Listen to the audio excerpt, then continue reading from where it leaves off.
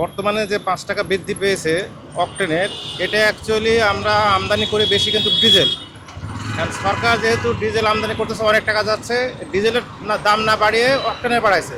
এটা যেহেতু ভাবতেছে বাইক আছে মানে আমরা ধনী লোক, সরকার ভাবে আমরা ধনী, বাইক যেহেতু আছে এই জন্য এই দামটা বাড়াইছে। আমার একটা মানে আমার যেটা মনে হচ্ছে, যেহেতু আমাদের অনেকেই তো আমরা হলো কী করি, উবার চালাই, পাঠাও চালাই, এটা এখন হলো প্রয়োজন। বাইক কিন্তু এখন আর শখের জিনিস না, ম্যাক্সিমামে মানে আপনার 80% হচ্ছে প্রয়োজন। অর্থাৎ সরকারের এই বিষয়ে নজর দেওয়া উচিত। হুটহাট তেলের দাম বাড়ালে মানে এটা অর্থনীতির ক্ষতি হয় দেশে। ধরেন এখন ম্যাক্সিমাম কিন্তু জিনিস বাইকে ডেলিভারি হচ্ছে, তো তেলের দাম বাড়লে অটোমেটিক ওই ডেলিভারি চার্জও বেড়ে যাবে সামনে, তখন এটা দেশের অর্থনীতির জন্যই ক্ষতি হবে, মানে নিম্ন আয়ের থেকে ক্ষতি হবে। সবাই এখন অনলাইনে ডেলিভারি নেয়, তারপরে পাঠাও বা যেটা বললেন লোকজন যাতায়াত করতেছে, মানে প্রতিদিনই খরচটা বাড়তেছে। হ্যাঁ, তেলের দাম অন্য ভর্তুকি দিয়ে তেলের দাম কমায় রাখলে দেশের অর্থনীতির জন্যই ভালো হয়। এ বিষয়ে আসলে কি মন্তব্য করব, এটা মনে হয় আরো আগে বৃদ্ধি করে যে মাঝে যে এক ধরনের মানে অরাজক পরিস্থিতি, ওই সময়টা দরকার ছিল। এখন এটা বরং আরো সরকারের জন্য আমার কাছে মনে হয় যে এটা ব্যাড ক্রেডিট। এটা শুরু থেকে করলে, এখানে আমি যেমন এখানে অনেক লাইনে দাঁড়িয়েছিলাম, একবার নিয়েছি যদিও, কিন্তু বিষয়টা একটু আগে করলে ভালো হইতো। তাইলে হয়তো একবারে দ্বিতীয় দফা বাড়ানো লাগতো না, তাহলে এই ঝামেলাটা কম হতো। এক্সট্রিম মশার কয়েল প্ল্যান্ট ফাইবার দিয়ে তৈরি, তাই সহজে ভাঙে না, সুগন্ধিযুক্ত ও নিরবিচ্ছিন্নভাবে জ্বলে। ডেঙ্গু, চিকুনগুনিয়া বাহি সহ যে কোনো মশার বিরুদ্ধে দেয় এক্সট্রিম সুরক্ষা।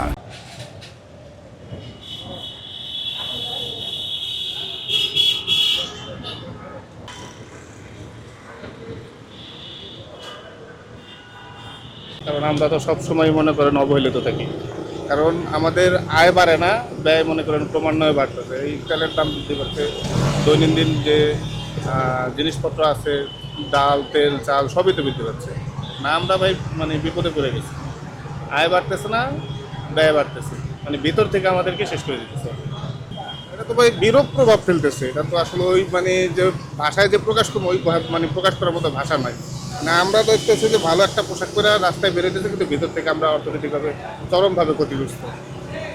কারণ পাশাপাশি দেখতেছে কোনোভাবে মানে কোনো মাসে এই যে ইলেকট্রিসিটির দাম মানে বেড়ে গেছে। পানির হঠাৎ করে দেখলাম যে পানির আমাদের বাসার পানির বিল 500 টাকা করে বাড়িয়ে দিচ্ছে। এই তেলের দাম মানে ক্রমান্বয়ে বৃদ্ধি করতেছে। তো এইভাবে করলে তো একটা দেশে চলতে পারে না ভাই। সাধারণ জনগণ আমরা সারা জীবনই মানে এই ইয়ার ভিতরে পড়ে গেছি।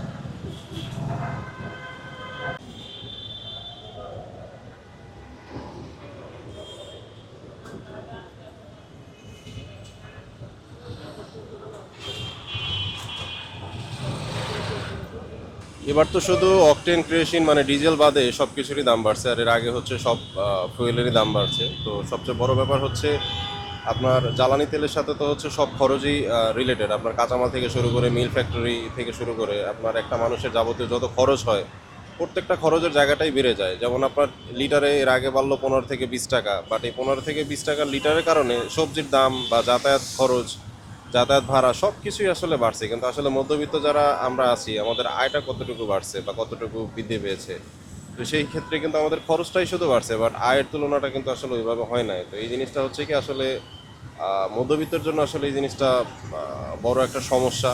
আমাদের আসলে বলার কোনো জায়গাও নাই, আর আমাদের জন্য কোনো কিছু করারও নাই। আর সবচেয়ে বড় কথা হচ্ছে তেলের দাম বাড়ছে, ভোগান্তিতে আমরা পড়তেছি, বাট যারা আসলে এই সব কিছু নিয়ন্ত্রণ করে তাদের কিন্তু আসলে কোনো সমস্যা নেই। আমরা দেখি বিভিন্ন খাতে আপনার 1 টাকার খরচ 10 টাকা চলে যাচ্ছে। আর অনেক সরকারি প্রজেক্টের খরচ 1 টাকার জায়গায় 10 টাকা ব্যয় হচ্ছে। সেই জায়গাগুলো দেখার আসলে কতদূর কি আছে বা আইন ব্যবস্থাপনা কতদূর কি হচ্ছে, এটা একমাত্র সরকারই ভালো জানে। তবে দিন শেষে আমরা মধ্যসত্ত্ব মানে মধ্যমায়ের যারা মানুষ বা নিম্নবিত্ত যারা মানুষ, সম্পূর্ণ পেশাটা তাদের উপরেই আসে। যারা উচ্চবিত্ত বা যারা সরকারি জবের সাথে জড়িত বা রাজনীতির সাথে জড়িত, তাদের উপরে কিন্তু এই পেশাটা পড়ে না। তো দিন শেষে সব কিছুর ভিতরে একটা সমন্বয় থাকা জরুরি। সমন্বয় হলে আমরা সর্বস্তরের মানুষ যেন ভালো থাকতে পারি, এটাই কাম্য।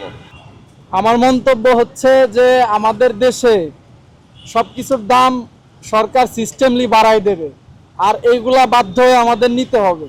এখন যদি তেলের দাম 145 টাকার থেকে 200 টাকাও করে, বাধ্য হয়ে আমার নিতে হবে। ভাই দিন শেষে কি আপনার বাঁচতে হলে ভাত খাইতে হবে, আর আমার বেরোইতে হলে গাড়িতে তেল নিতে হবে। আমি ভাই দায় আছে আমার সরকারের কাছে। সরকার জানে যে পাবলিক নেবে, নাইলে দেখেন আপনি 15 দিনের ভিতরে কিভাবে 2 বার তেলের দাম বাড়ে। ভাই এতটুকু, অত কিছু বলে লাভ নাই ভাই, আমার কথায় কিছু আসে যায় না।